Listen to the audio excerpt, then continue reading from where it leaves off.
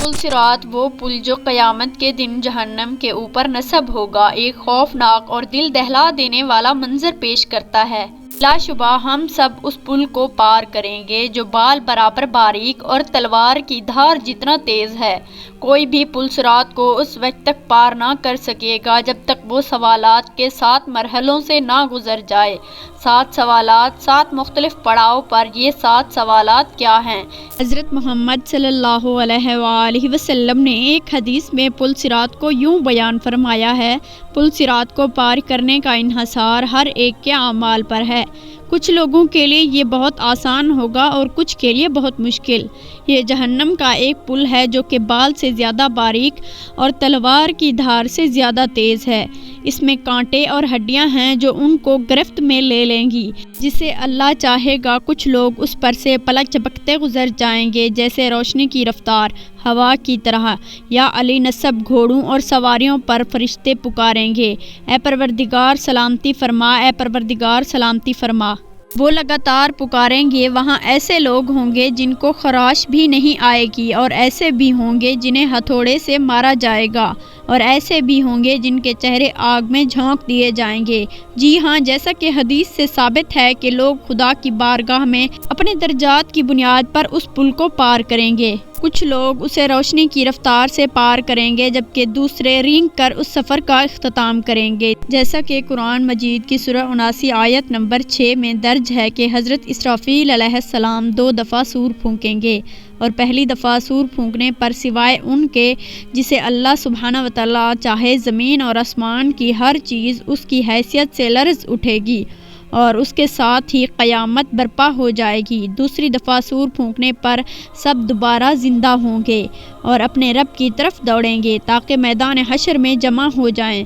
روز محشر کا مقام: جو لوگ اس خوفناک قیامت میں دوبارہ اٹھائے جائیں گے ان کو ان کے اعمال کا حساب دیا جائے گا جو انہوں نے دنیا میں کیے تھے، جیسا کہ قرآن مجید کی آیت میں بتایا گیا ہے کہ دائیں ہاتھ میں اعمال نامہ پانے والوں کے لیے جنت کی بشارت ہے، اور اگر اعمال نامہ بائیں ہاتھ میں دیا جائے گا تو وہ پیچھے سے دیا جائے گا۔ تو یہ جہنم کے عذاب کی وعید ہے۔ زمین پر ہمارے ساتھ کرامن کاتبین کے نام سے 2 فرشتے ہر وقت ہر جگہ ہمارا اعمال نامہ لکھتے ہیں، لہٰذا ہمارے کیے گئے تمام اچھے اور برے اعمال ہمارے سامنے ہوں گے۔ اعمال نامے کے حوالے سے سورۃ کہف کی آیت نمبر 49 میں بتایا گیا ہے: اور ان کے سامنے ان کا اعمال نامہ رکھ دیا جائے گا، پھر تو ان مجرموں کو دیکھو گے اس چیز سے ڈرنے والے ہوں گے جو اس میں ہے، اور کہیں گے افسوس ہم پر۔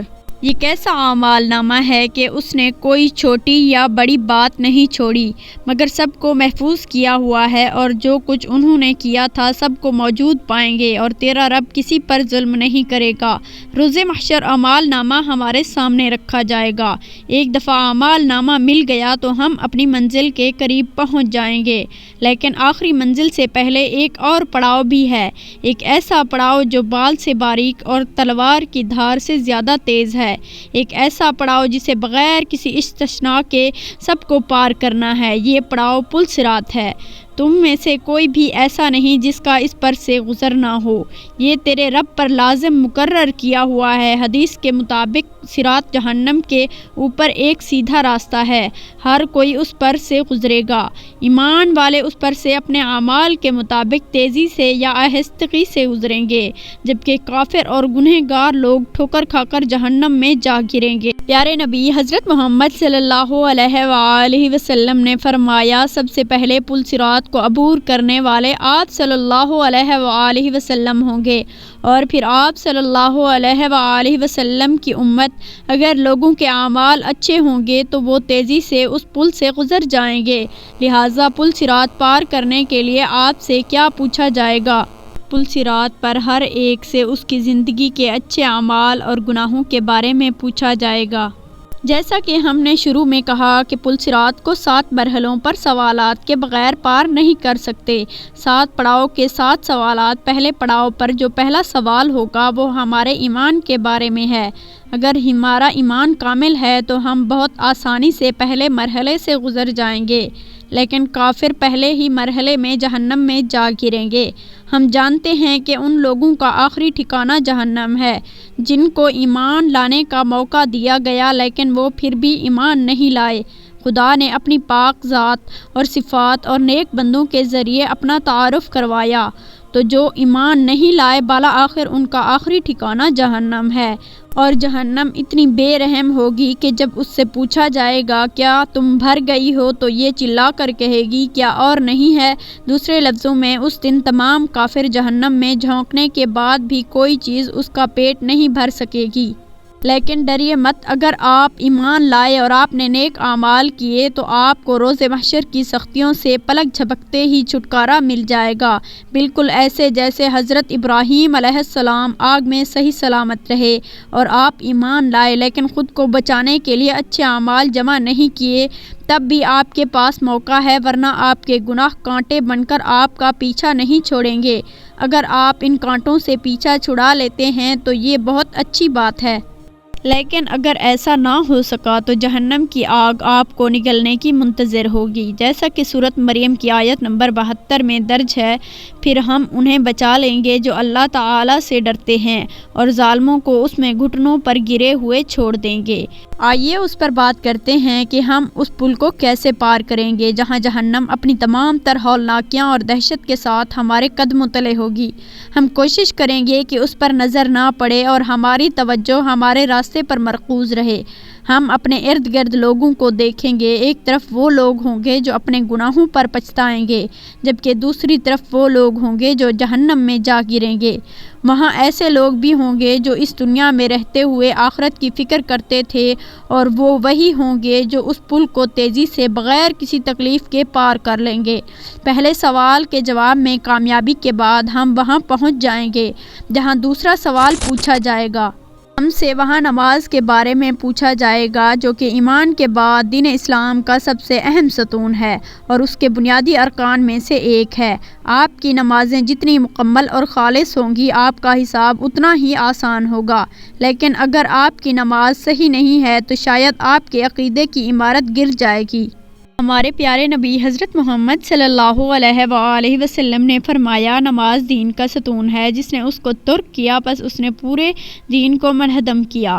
اگر ہم جہنم کی آگ سے بچنا چاہتے ہیں تو ہمیں یقینی طور پر اپنی نمازیں ایک عمارت کے مضبوط ستون کی طرح قائم کرنی ہوں گی۔ اگر ہم زمین پر سوئی کے ناقے سے بھی جہنم کی آگ دیکھ لیں تو سجدے سے سر نہیں اٹھائیں گے۔ ٹھیک ہے، ہمارا ایمان مضبوط ہے اور ہماری نمازیں بھی درست ہیں، اب ہم تیسرے مرحلے میں داخل ہوں گے۔ اگر ہم نے دنیا میں خدا کے مال کو اس کی ہدایت کے مطابق خرچ نہیں کیا تو اگلا سوال ہمارے لیے پریشان کن ہوگا، کیونکہ ہم سے پوچھا جائے گا کہ ہم نے اپنا مال کہاں خرچ کیا اور کس کے ساتھ بانٹا، کیا ہم نے زکوٰۃ ادا کی۔ ہم سے سوال ہوگا، اس بارے میں غور کیجیے، آپ نے زندگی میں اس خیال کے تحت زندگی گزاری کہ خالق کا عطا کردہ مال آپ کا اپنا ہے اور زکوٰۃ جس کا حکم خدا کو بانٹنے کے لیے دیا، آپ نے اسے مستحقین کو دینے کے بجائے ان سے چھپانے کو ترجیح دی۔ ہمیں ایسی صورتحال سے اللہ کی پناہ مانگنی چاہیے۔ اگر ہم اپنا مال چھپائیں گے تو جنت بھی ہم سے چھپ جائے گی۔ اگر ہم اپنا مال خدا کی ہدایت کے مطابق کمایا اور خرچ کیا تو اگلے پڑاؤ پر ہم سے روزے کے بارے میں سوال کیا جائے گا، جو کہ ہم پر اسی طرح فرض ہے جس طرح پچھلی امتوں پر فرض تھے۔ اگر ہم اس میں پوچھ گچھ کے دوران کاش لفظ ادا نہیں کرنا چاہتے تو ہم پر لازم ہے کہ ماضی میں حیلوں بہانوں سے جو روزے چھوڑے ہیں ان کی قضا ادا کریں۔ اس کے بعد ہم 5ویں پڑاؤ پر ہوں گے۔ اس پڑاؤ پر ہم سے حج کے بارے میں پوچھا جائے گا۔ اگر آپ مالی مسائل کی وجہ سے حج نہیں کر سکے تو مالی استحکام کے بعد زندگی میں ایک دفعہ ضرور حج کریں۔ اگر ہم استطاعت ہونے کے باوجود حج ادا نہیں کرتے اور بہانے بناتے ہیں تو ہم سنگین نتائج کا سامنا کر سکتے ہیں۔ 6 پڑاؤ پر ہم اس موضوع کی طرف آئیں گے جو بنا استثناء کے ہر کسی سے متعلق ہے، یہ موضوع حقوق العباد اور صلہ رحمی ہے۔ ہم ہمیشہ دوسروں کا حق غصب کر کے ان کے حقوق نظر انداز کرتے ہیں، تاہم بہت سی چیزیں لوگوں کے حقوق میں شمار ہوتی ہیں۔ بعض اوقات ہم ایسا لا علمی میں کرتے ہیں، بعض اوقات ہم جان بوجھ کر ایسا کرتے ہیں، یہ سمجھ کر کہ کچھ نہیں ہوگا۔ مثال کے طور پر ہم یہ جانے بغیر کہ آیا یہ سچ ہے یا نہیں، کسی کے بارے میں باتیں پھیلاتے ہیں، لہٰذا ہم آسانی سے بہتان، غیبت کا حصہ بن جاتے ہیں۔ ہمارے دین میں خاندان اور رشتہ داروں کا تصور بہت اہم ہے، لہٰذا اس کو بہت اہمیت دینی چاہیے۔ تاہم ہو سکتا ہے کہ ہم اپنے تمام رشتہ داروں کے ساتھ ہمیشہ نہ رہیں، ہمیں ان کے کچھ رویے ناپسند ہوں، لیکن ہمیں ان سے مکمل قطع تعلق نہیں کرنا چاہیے۔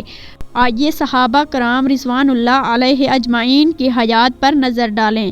چند صحابیوں کے والدین مسلمان نہ تھے، لیکن انہوں نے پھر بھی اپنے والدین کو خوش کرنے کی کوشش کی، سوائے ان معاملات کے جن سے خدا نے منع کیا تھا۔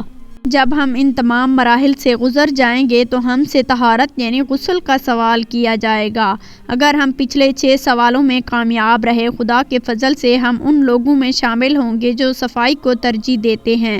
اگر ہم طہارت کا خیال نہ رکھتے تھے تو پچھلے سوالات میں کامیابی بھی ممکن نہ ہوتی۔ ان تمام سوالات کے بعد جہنم اپنے حقداروں کو لے لے گی اور جنت خدا سے اپنے رہائشیوں کا سوال کرے گی۔ نبی اکرم صلی اللہ علیہ وسلم نے ایک حدیث میں فرمایا، بہت سے لوگوں کو پل صراط کا پتہ بھی نہ چلے گا اور وہ فرشتوں سے اس بارے میں پوچھیں گے کہ وہ جہنم اور پل صراط کہاں ہے کہ ہم نے اسے عبور کر لیا۔